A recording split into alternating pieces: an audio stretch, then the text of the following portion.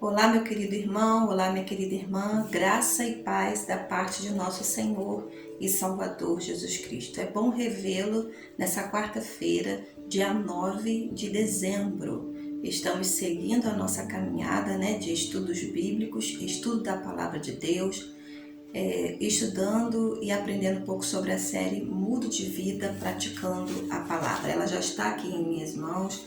Continuo eu aqui na casa da minha mãe, junto com os meus pais, em Rio Bonito, podendo atender a família, podendo atender os meus pais, mas sem deixar a nossa preocupação ou a nossa dedicação com a igreja para o estudo da Palavra de Deus. Queridos, nessa quarta-feira nós vamos buscar ao Senhor para que Ele nos ajude mais uma vez desvendar a sua palavra e através dela mudarmos de vida, É preciso compreendê-la, é preciso descobrir as suas verdades, mas também é preciso praticá-la para que haja realmente uma mudança e transformação. Pai querido, visita a casa do meu amigo, do meu irmão, da minha irmã, da minha amiga, para que juntos nessa noite possamos, em nome de Jesus, sermos mais do que vencedores, sairmos diferentes daquilo que nós chegamos ou entramos nesse estudo. Em cada lar, ó Deus, que nós estamos nesse momento, tendo visualização, ó Pai, desse estudo bíblico, que o Teu Santo Espírito ilumine corações e mentes. Em nome de Jesus. Amém. Nós estamos já, queridos, há 6 semanas estudando Gálatas 5, versículo 22. Estamos nos aplicando a aprender algo sobre o fruto do Espírito.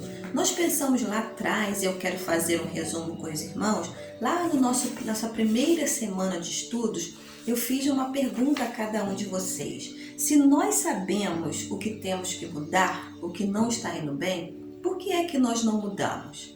Se nós sabemos, se nós prometemos, se nós queremos, por que simplesmente nós não mudamos? Nós entendemos, queridos, que é impossível mudar por si mesmo. Nós precisamos de uma motivação. E essa motivação é um poder, é o dínamos. Só através desse poder para que realmente nós possamos conseguir mudar. Pastora, e que poder é esse? O poder da ressurreição de Cristo Jesus. Ele fez todo o diferencial. Queridos, antes da salvação nós éramos uma pessoa. Com a salvação em Jesus nós somos outra pessoa. Agora nós somos comandados, agora nós temos residentes dentro de nós. Nós temos presidindo nossa vida o Espírito Santo. É o poder que nós precisamos para mudar. A força e o poder que Jesus Cristo nos dá é o Espírito Santo dentro de nós. Nós estamos entendendo, então, o fruto do Espírito. Todo aquele que tem o Espírito Santo dentro de si, ele tem com acesso, ele tem acessibilidade ao fruto do Espírito. O fruto do Espírito, nós entendemos que ele é um só, porém ele, como se diz, ele evidencia em nossa vida vários gomos, várias partes, como disse a nossa irmã Adriana, várias vitaminas que precisam ser praticadas todos os dias. Então não adianta eu conhecer Gálatas 5, versículo 22 e 23 e não praticar. Porque se assim o for, irmãos, nada acontecerá na minha vida. Nenhuma mudança surgirá na minha vida e na tua, se nós não formos conhecedores da palavra, mas também nós não formos praticantes da palavra de Deus. Queridos, nós vimos naquela ocasião que isso é uma grande oportunidade para mim e para você, uma oportunidade de recomeço, porque nós não vamos mais estar extinguindo o Espírito Santo, nós não vamos estar abafando o Espírito Santo dentro de nós. Fique aí, você é residente, mas você não pode atuar na nossa vida. Não é mais o que nós queremos. Nós agora queremos e desejamos um Espírito Santo evidente, um Espírito Santo presidente, onde ele atue com veracidade, com verdade, com misericórdia e graça na nossa vida, nos mostrando o caminho que nós devemos seguir. Vimos também, queridos, que um inimigo da nossa mudança chama-se procrastinação, quando nós deixamos tudo para depois. Por exemplo, nós já estamos na 6ª semana de estudo bíblico. Há 6 semanas que você está aprendendo essas partes evidentes do Espírito Santo, do fruto do Espírito em nossa vida. Está colocando em prática? Está colocando o amor, a paz, a alegria, a paciência, a amabilidade em prática na sua vida? Está conseguindo fazer isso todos os dias, irmãos? Como eu disse na semana passada, há necessidade de nós despertarmos pela manhã e decidirmos o que é que nós vamos vestir. O que é que nós vamos vestir espiritualmente? O fruto do Espírito em evidência, ou nós ainda vamos continuar agindo na carnalidade, na humanidade? Então, queridos, é nesse sentido que nós estamos juntos nessa caminhada, vendo o fruto do Espírito, aquilo que nós precisamos ter em evidência. E nesse dia 6 de agosto, ou melhor, 6 de dezembro, eu quero ver com você, querido irmão, querida irmã, qual é a parte do Espírito Santo, do fruto do Espírito que nós vamos estudar hoje. Vamos lá, então? Gálatas 5:22 diz o seguinte, a palavra do nosso Deus: mas o fruto do Espírito é amor, alegria, paz, paciência, amabilidade, bondade. Chegamos então ao nosso assunto de hoje, bondade, a parte do Espírito Santo que nós vamos estar estudando hoje para praticar. Lembrando que o Espírito Santo é único, então nós precisamos ter todas essas partes, todos esses gomos, todas essas evidências praticadas em nossa vida todos os dias nós decidimos praticá-la. Mas para praticá-la nós precisamos entender, nós precisamos conhecer. Então vamos estudar um pouquinho sobre a bondade. Já começo dizendo-lhe o nosso subtema para hoje, que é tendo uma vida boa. Tendo uma vida boa. Quem é que não quer ter uma vida boa, querido? Quem é que não quer ter uma vida boa, minha querida? Acredito que todos nós, né? Todos nós do mundo inteiro, se for feita essa pergunta, você quer uma vida boa? Todo mundo vai responder que sim. Mas será que todo mundo entende o que é ter uma vida boa? Será que todo mundo sabe o que é ter uma vida boa? Queridos, para muitas pessoas, ter uma vida boa significa ter uma aparente vida boa. Ter uma aparência de vida boa. O que seria isso?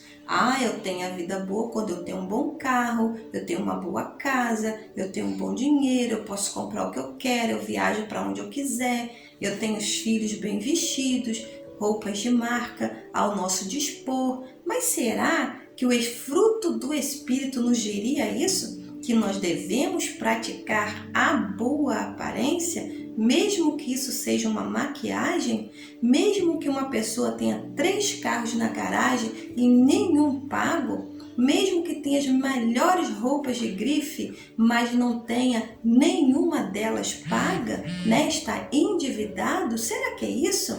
Vida boa é ter aparência de vida boa? Eu creio que não. E creio que o Espírito Santo está ensinando algo a mais para nós. E é isso que eu quero ver com você nessa noite. O que significa ter uma vida boa? Segundo a palavra de Deus, e eu vou estar estudando com você agora, ter uma vida boa, queridos, é ter uma vida cheia de bondade. Isso mesmo. Ter uma vida boa é ter uma vida cheia de bondade. Meu Deus, né? Completamente diferente do que muitos pensam por aí. A Bíblia, ela mostra isso para nós em sua palavra, que nós precisamos sim ter uma vida cheia de bondade. Mas o que é bondade? Se eu preciso ter uma vida cheia de bondade, eu preciso entender o que é bondade. Bondade é ser bom e fazer o bem. Ser bom e fazer o bem. Preste atenção, queridos, são duas coisas muito importantes. Ser bom na sua essência e fazer o bem. Isso é ser cheio de bondade. Nós podemos ver registrado em Gênesis capítulo 1 e todos os irmãos sabem muito bem o que está escrito ali. Quando no momento da criação, quando Deus fez os animais, fez os luminares, fez os vegetais, ele sempre dizia, e isso é bom. Quando criou o homem, Deus disse, isso é muito bom. Deus então confirmando que a sua criação era boa. Por quê? Porque bondade significa cumprirmos o nosso propósito.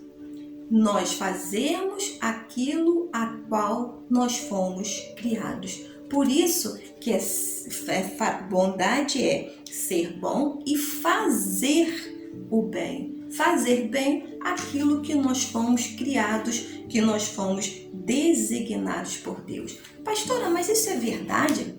A senhora está falando que nós precisamos ser bons, a senhora está falando o que significa bondade, mas isso tem base bíblica? Vamos ver, queridos? Por favor, abra a sua Bíblia em Efésios, está logo aí adiante, né?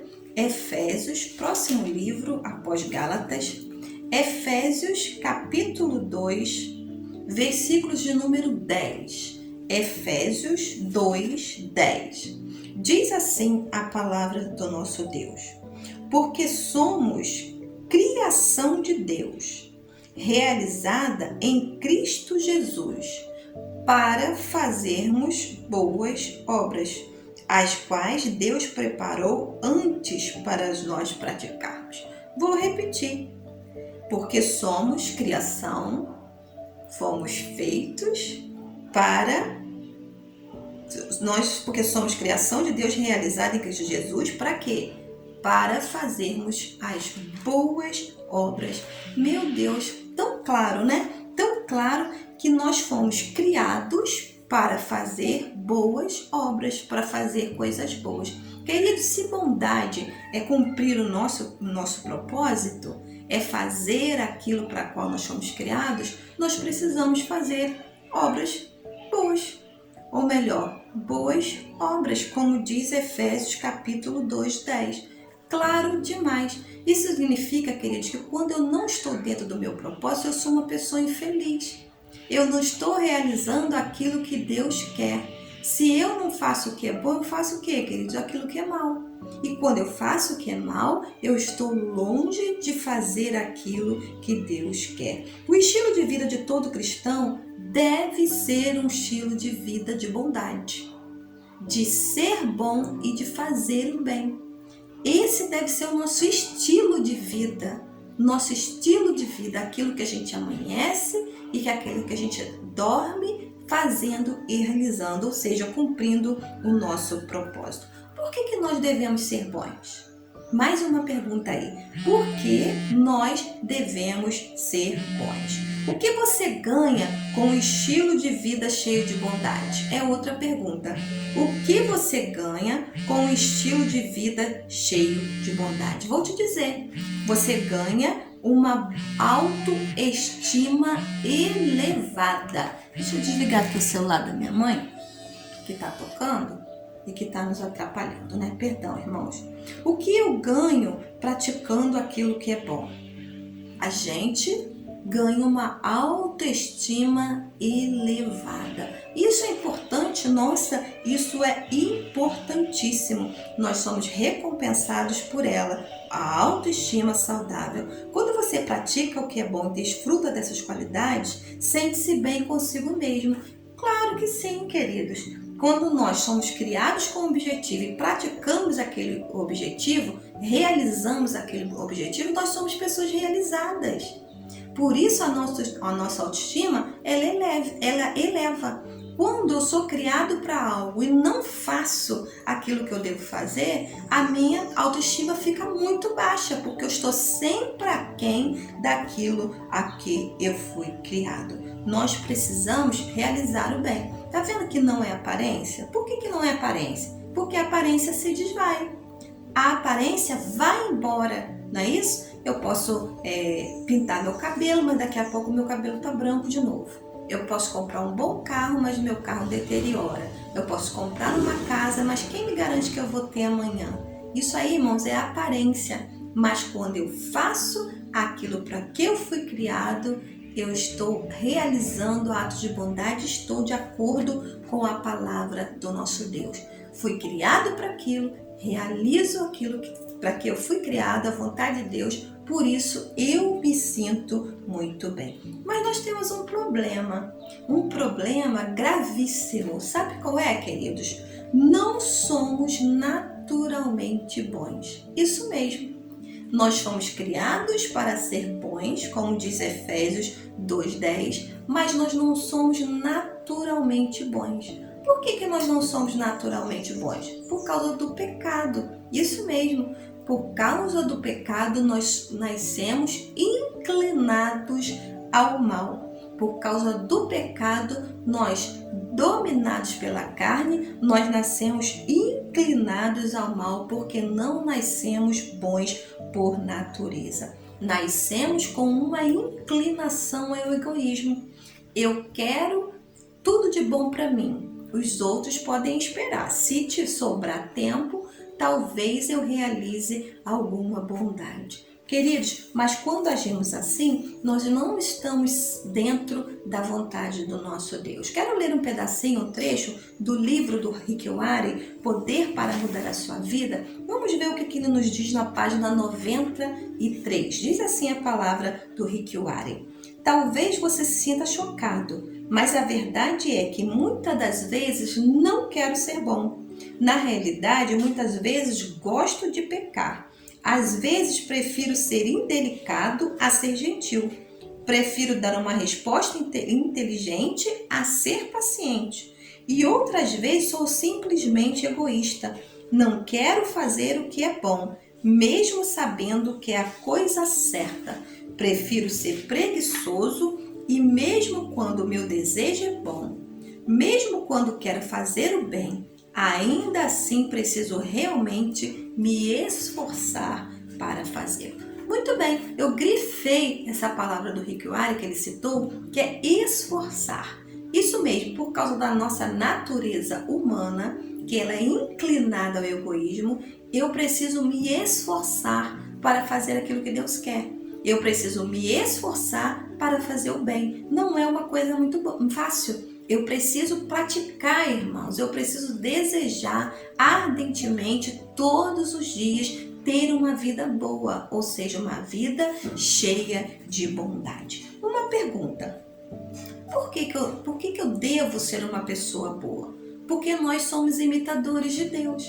Nós somos imitadores de Cristo e Ele é bom. A palavra afirma que Ele é bom. Se nós somos imitadores de Cristo e não do inimigo, nós precisamos parecer com Cristo e não com o inimigo. Se as obras de Deus são boas, a natureza dele é boa, eu preciso me esforçar para me parecer com Deus a cada dia. Uma coisa aí que desmonta muitas pessoas, nas suas teses: Deus não nos salvou por causa da nossa bondade, mas Ele nos salvou porque Ele é bom. Isso mesmo, querido, não é porque eu e você somos bonzinhos que Deus quer nos salvar, mas porque Ele é bom, a natureza dele é boa, por isso Ele mesmo decidiu nos salvar. Ou seja, o padrão é dele. Nós somos medidos pelo padrão de Deus e não pelo nosso, e não pela nossa humanidade. Deus diz que você está salvo por causa do que Jesus fez por você.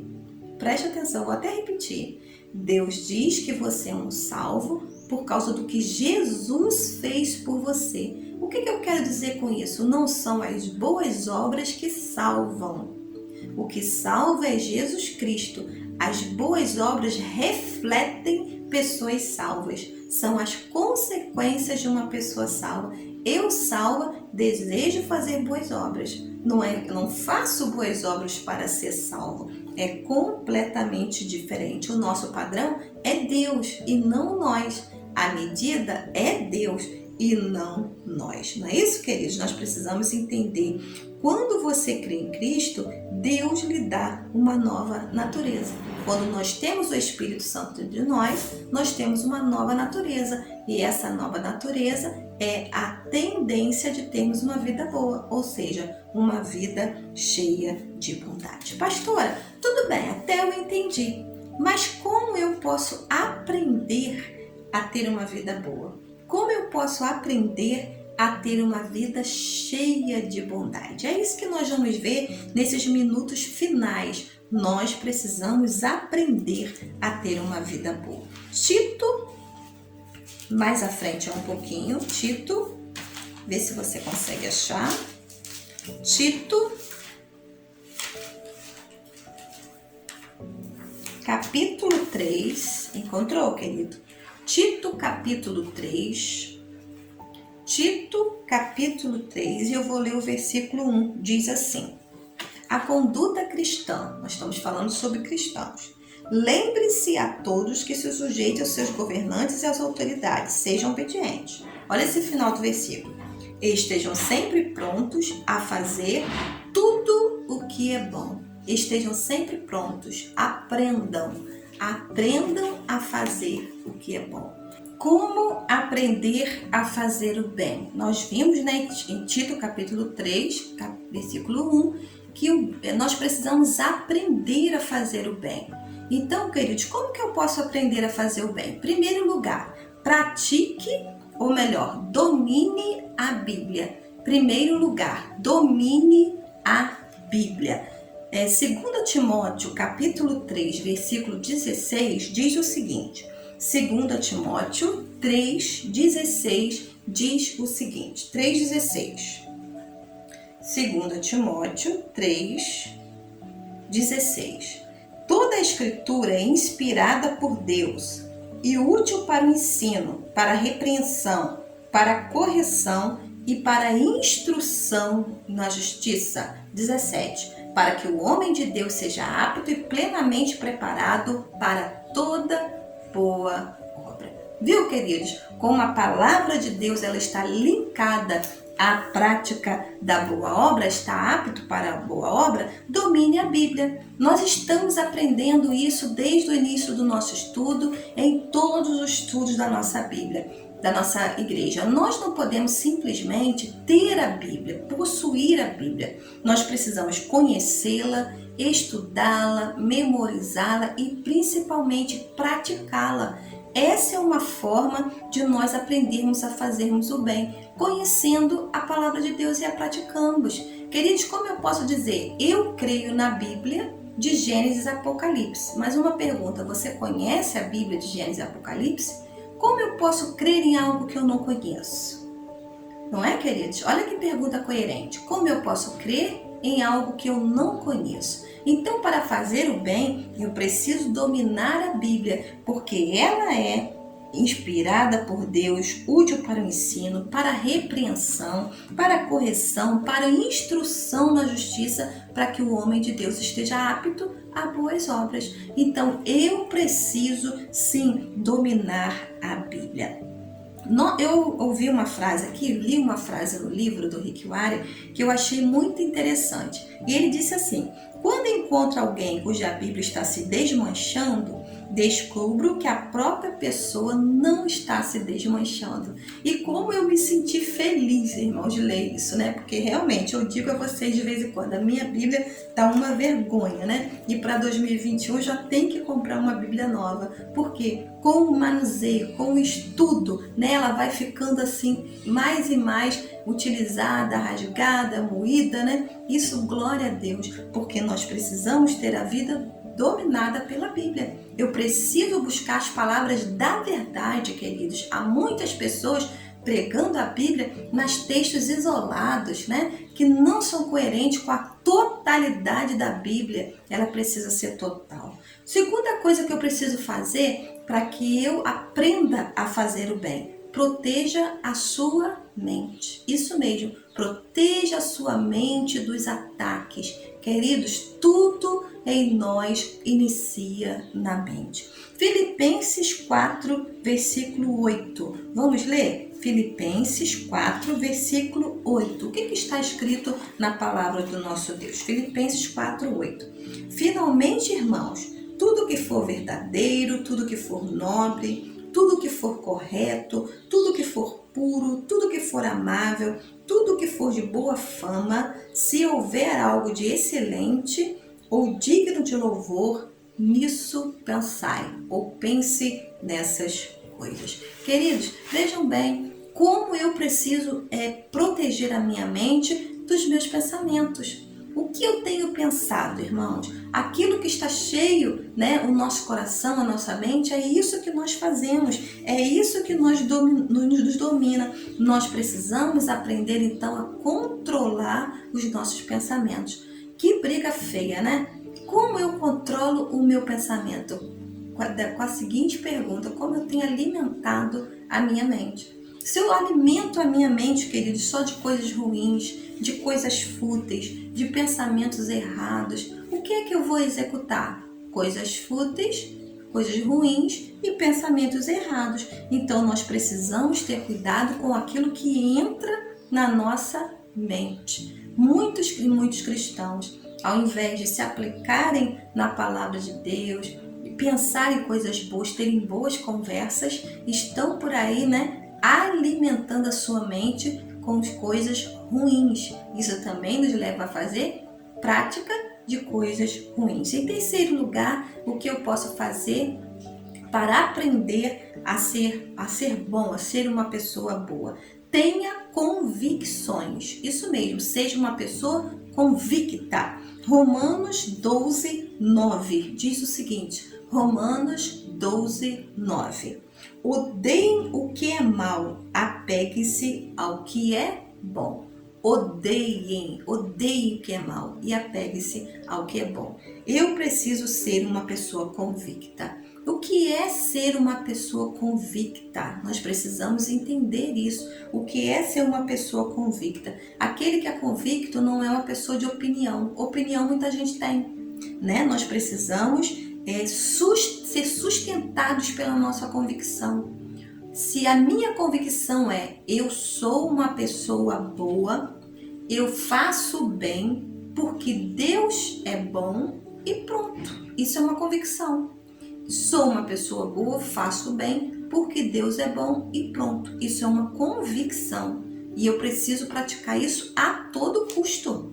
A todo custo. Agora, quando a gente é uma pessoa de opinião, hoje eu tenho uma opinião, amanhã eu tenho outra, né? Quando eu sou regido pela palavra, eu não fico variando nas minhas decisões. Queridos, a gente precisa ter uma convicção profunda quando nós somos seguidores de Cristo, para não sermos levados por todo o vento de doutrina, por aquilo que as pessoas nos falam, para aquilo que a maioria faz. Nós precisamos lembrar disso, né? Nós não estamos aqui para seguir a maioria, nós estamos aqui para seguir a Cristo. Então, seja uma pessoa convicta. Em quarto lugar, como nós podemos aprender a fazer o bem? Em quarto lugar, tenha coragem de ser diferente. Tenha coragem de ser diferente. Isso mesmo, nosso texto básico, 3 João capítulo 11. 3 João capítulo 11 diz: não imite o que é mal, mas sim o que é bom. Não imite o que é mal, mas sim o que é bom. Queridos, tenha coragem para ser diferente, porque nós podemos até mesmo ser odiados e criticados por isso. Mas se o Espírito Santo, o fruto dele é que eu seja bondade, né? Eu preciso evidenciar isso na minha vida a todo custo, mesmo sendo criticado, mesmo sendo odiado. Você lembra, queridos, na passagem bíblica sobre Daniel e seus 3 amigos, Sadraque, Mesaque e Abednego? Eles fizeram de tudo para não sair do seu foco e da sua convicção. Tiveram coragem para ser diferente, não se ajoelharam diante do rei. Não se dobraram, porque a convicção deles era que havia um único Deus em Israel. Às vezes nos falha, porque nós somos pessoas que titubeamos conforme o meio que nós vivemos. Se eu estou no meio de cristãos, eu sou cristão, mas se eu estou no meio de pessoas que fazem o que é mal, Eu também fico lá como um camaleão me mudando. Isso não pode existir na nossa vida. Para fazer o bem, nós precisamos ser corajosos. Termos coragem de ser diferentes e muitas vezes estarmos na contramão do mundo. Queridos, em quinto e último lugar, como que nós podemos aprender a fazer o bem? Reúna-se com outros crentes. Em último lugar, reúna-se com outros crentes. Nós precisamos um dos outros. Isso é fato. Ninguém é feliz sozinho. Nós precisamos estar unidos para fazer o bem. Hebreus capítulo 10, versículo 24 e 25. Hebreus 10, 24 e 25 diz o seguinte a palavra do nosso Deus. Hebreus 10, 24 e 25. Considere-nos uns aos outros para nos incentivarmos ao amor e às boas obras. E complementa assim: não deixemos de nos reunir, mas procuremos encorajar uns aos outros, procuremos apoiar a uns aos outros. Que palavra linda escrita na carta aos Hebreus. Nos exorta a considerar, incentivarmos ao amor e a boas obras. Se você observar esse versículo, ele não está no singular, não está pensando numa pessoa, mas está pensando num montante de pessoas que estão reunidas para fazer o bem, encorajar uns aos outros a fazer o bem. Isso mesmo, nós não podemos nos isolar, queridos. Nós precisamos estar no mundo, mas não sermos do mundo. Foi isso que Jesus orou ao Pai. Não peço que os tires do mundo, mas os guarde do mal. Nós não podemos estarmos misturados, mas também não podemos estar isolados. Aonde é que nós vamos fazer o bem? Aonde é que nós vamos ter um ato de bondade?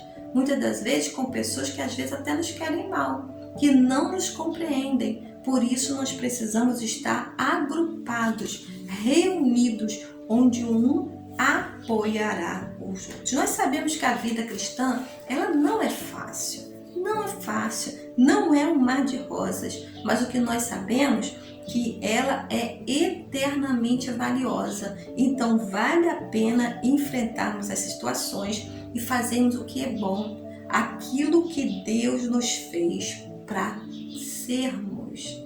Se Deus nos fez para sermos bons, para termos uma vida boa, uma vida cheia de bondade, é o que nós precisamos sermos para sermos pessoas realizadas. Ou seja, tenha uma vida boa fazendo o bem.